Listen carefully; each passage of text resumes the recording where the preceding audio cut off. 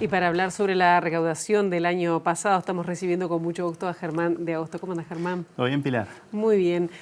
Bueno, no siempre es un tema grato, pero bueno, vamos a empezar a detallar cómo fue entonces lo que aportamos, digamos. Exacto, lo que pagamos de impuestos. En tributos. Y lo que ahora tenemos, viste, que van empezando a salir los cierres del año. Y este año lo que tenemos es el mes de diciembre y ya cerramos el 2021, así que nos permite hacer como ese balance.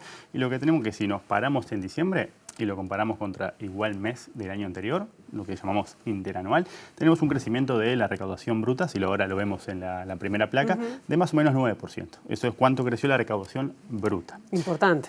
Sí, es un crecimiento importante. De hecho, viste que viene acelerando un poquito sobre el último trimestre. Y aparte esto es relevante porque de alguna manera lo que estamos mirando acá es en términos reales, o sea que no está jugando el efecto de la inflación. Y cuando hablamos de términos brutos, estamos diciendo que dejamos de lado la devolución de impuestos, por ejemplo.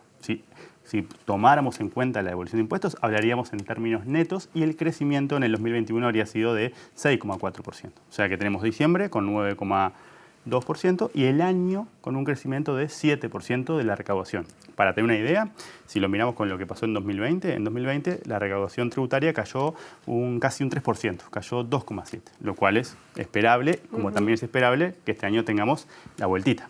Claro. Y esto es interesante también porque de alguna manera nosotros siempre estamos tratando de seguirle las huellas a la actividad económica. ¿Por qué? Porque son los datos que tenemos con más rezago. Entonces nosotros no sabemos todavía qué pasó, cómo cerró el año 2021, pese a que ya estamos entrando en febrero. Uno de los indicadores que miramos mucho los economistas para aproximarnos un poquito es la recaudación, porque de alguna manera nos da la pauta de cómo viene aumentando el consumo, por ejemplo, cómo viene también la salud de alguna forma o la marcha de las empresas y también cómo viene el mercado laboral. ¿Sí? Claro.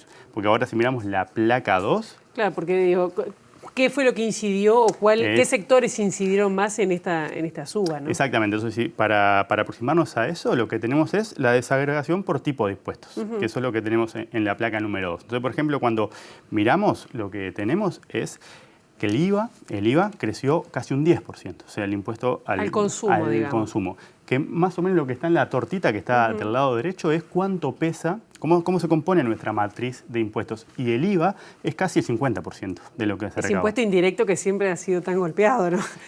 Por ser indirecto. Exacto, pues un impuesto al consumo.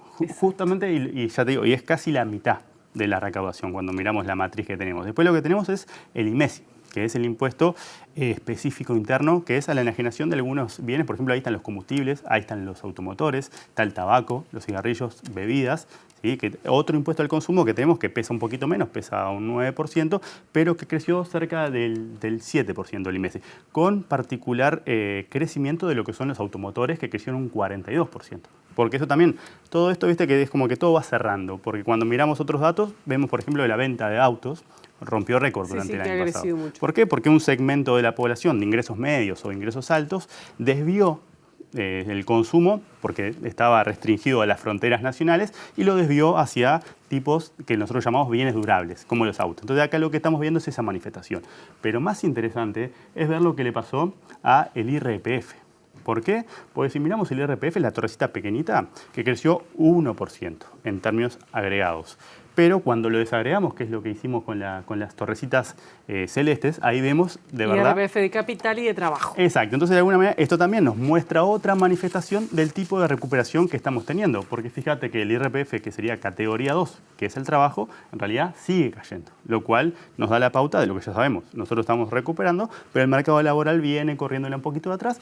Y acá, de alguna manera, vemos eso. El IRPF al capital, que son la torre más alta, es un 12% de crecimiento, y ahí lo que recoge justamente es el rendimiento que proviene del factor capital, sea mobiliario, por ejemplo. Alquileres, ahí ventas. En inmobiliario tenés alquileres, en lo que es mobiliario tenés, por ejemplo, el rendimiento de los depósitos, el rendimiento de los préstamos, y también tenés justamente lo que se deriva de los incrementos patrimoniales por la enajenación de un bien. Entonces ahí, cuando vemos cómo se descompone el IRPF en general, vemos dos realidades bien distintas que dialogan muy bien con otro diagnóstico que tenemos sobre la economía. Y por último teníamos justamente el IRAE, que es el impuesto a la renta de la actividad económica, que creció cerca de un 8%, y ahí lo que estamos viendo es, bueno, cómo las empresas también se están recuperando. Entonces es un poco lo que nos da la película, que viste que dialoga con otro tipo de diagnósticos, y si vamos rastreando un poquito nos podemos aproximar a distintos fenómenos que uno a priori no pensaría que están restringidos a la órbita de estos datos, pero nos permiten, de alguna manera, como palpar otras zonas de la economía.